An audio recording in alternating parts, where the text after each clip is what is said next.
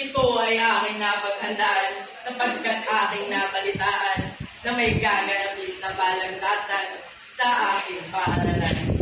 Vladimir de Guzman nga po pala ang aking pangalan. Ako ay naniniwala sa isang kasabihan. Makakamit lamang ng tao ang bunga ng magandang buhay kung siya ay masipag. Lagi nating tatandaan na ang kasipagan ay siyang ating puhunan sa lahat ng kabuhayan at mga gawain, mahirap man o madali, maliit man o malaki, ang ating mga gampanin. Ang sipag ay siyang ating bisig sa mga planong binabadya. Kaya ito ang magiging daan tungo sa kaunlaran ng ating bayan. Magandang umaga po sa inyo lahat.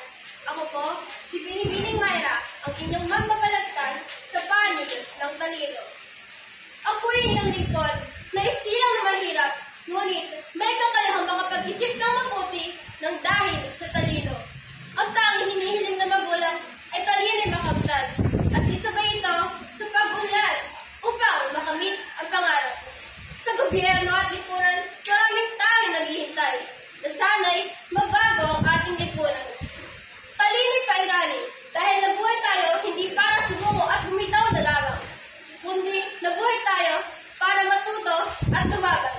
Talino'y pairalin para sa ating kinabukasan, pang-araw-araw na kabuhayan at sa henerasyon ng ating bansang Pilipinas.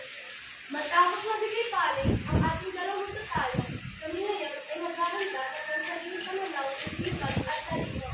Kaya inusunod ng bagay sa palagay ninyo ang pagbuti at mahalaga.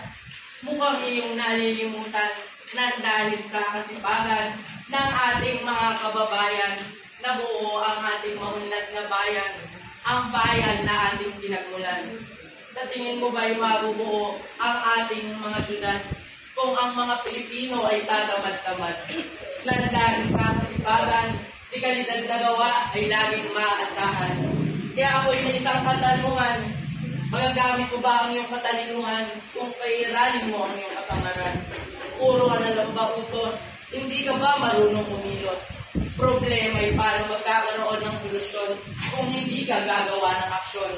Halimbawa na lang natin sa nangyayari sa ating bansa. Maraming Pilipino ang umaasa sa kanilang problemang tinutuos na sa kahirapan ay makaraos.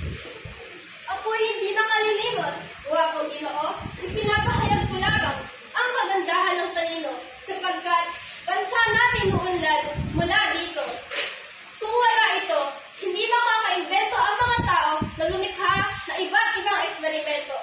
Nagbibigay halimbawa itong ating paaralan, tirahan, teknolohiya at iba't ibang lasa ng pagkain na invento ng tao mula sa kanyang katalinuhan.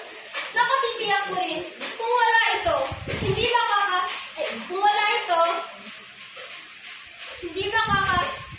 tayo makakatulong sa lahat ng bagay dahil hindi natin pairalin ang katalinuhan. Walang masama sa pagiging matalino kung magagamit mo ito sa pagtulong ng tao.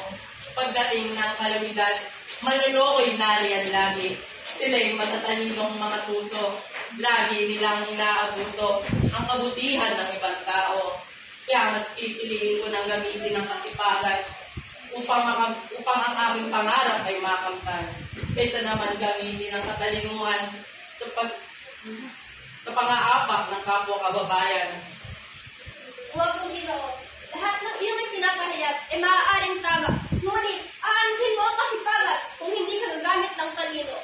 Ang talino ay maaaring mamana, ngunit ang iba ay nakadepende sa sarili nitong pagganya mula sa itong kakayahan at talento. Kung wala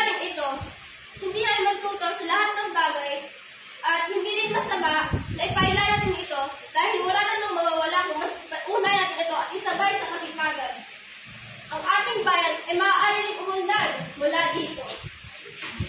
Kasipagan ang kailangan. Talino ang puhunan. Magagamit ba ang iyong talino kung tamad ka naman? Aanuhin mo ang kasipagan kung hindi ka gagamit ng talino. Magagamit ba ang matalinuhan sa oras ng pangangailangan? Oo, magagamit na ito upang makahanap ng solusyon sa bawat problema.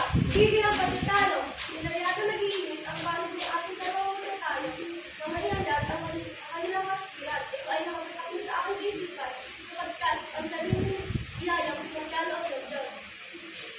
Magagamit din ito ay laging magagamit sa paggawa ng pagpilihan. Magagamit din ito sa paggawa ng panibagong ideya. Ang isipan naman ay siyang isip na tinatalo